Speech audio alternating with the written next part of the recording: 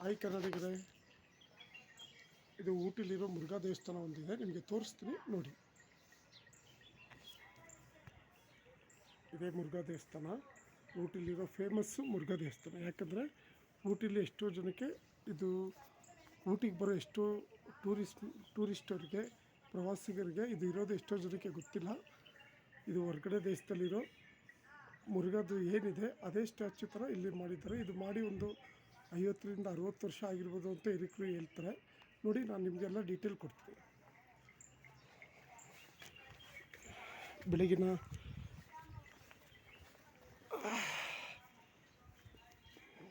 ಬೆಳಗಿನ ವಾತಾವರಣ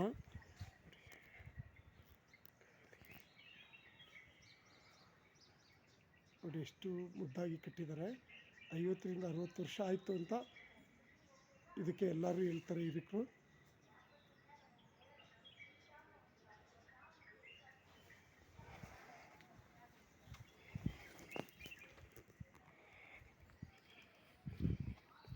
ನವಗ್ರಹ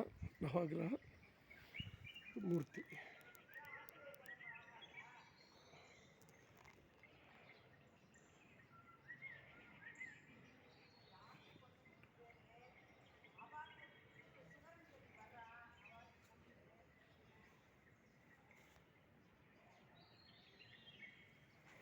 ಆಮೇಲೆ ಊಟಿ ನೋಡಿ, ಇದು ಬೆಟ್ಟದ ತುದಿಯಲ್ಲಿರೋದು ನಾವು.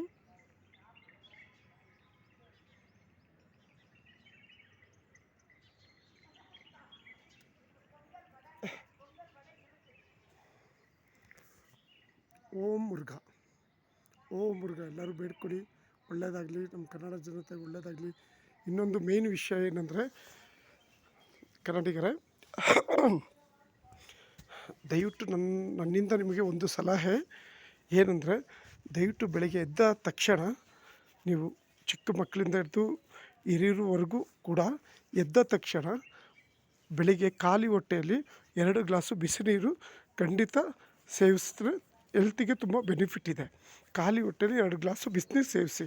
ಯಾಕಂದರೆ ನಾನು ಟಿ ವಿಲಿ ನೋಡ್ತಾ ಇದ್ದೀನಿ, ಹಾಸನದಲ್ಲಿ ಅಲ್ಲಿ ಇಲ್ಲಿ ಹಾರ್ಟ್ ಅಟ್ಯಾಕ್ ಆಗ್ತಿರೋದು, ಚಿಕ್ಕ ಹೃದಯಗಳು ಸ್ತಂಭನ ಆಗ್ತಿದೆ. ಅದಕ್ಕೆ ದಯವಿಟ್ಟು ಬೆಳಗ್ಗೆ ಎದ್ದ ತಕ್ಷಣ 2 ಗ್ಲಾಸು ಬಿಸಿ ನೀರು ಖಾಲಿ ಹೊಟ್ಟೆಲಿ ಕುಡಿದು ನಂತರ ವಾಶ್ರೂಮ್ ವಗೇರ ಮಾಡಿ. ಯಾಕಂದರೆ ಆ ಹೊಟ್ಟೆಲಿ ಏನು ಗಲೀಜಿರುತ್ತೆ ಅದೆಲ್ಲ ಆ ಬಿಸಿನೀರು ನಿಮಗೆ ಕ್ಲಿಯರ್ ಮಾಡಿಕೊಡುತ್ತೆ. ಆ ನಂತರ ನೀವು ವಾಶ್ರೂಮ್ ವಗೇರ ಹೋಗೋದ್ರಿಂದ ಹೊಟ್ಟೆ ಕ್ಲಿಯರ್ ಆಗುತ್ತೆ. ಮೇಯ್ನ್ ಹೊಟ್ಟೆ ಶುದ್ಧವಾಗಿದ್ದರೆ ನಮ್ಮ ಹಲವಾರು ಕಾಯಿಲೆಗಳಿಗೆ ರಾಮಬಾಣ ಅಂತ ಹಿರಿಕರು ಹೇಳ್ತಾರೆ. ದಯವಿಟ್ಟು ಇದು ಪಾಲಿಸಿ. ಓಕೆ, ಬಾಯ್ ಕನ್ನಡಿಗರೇ.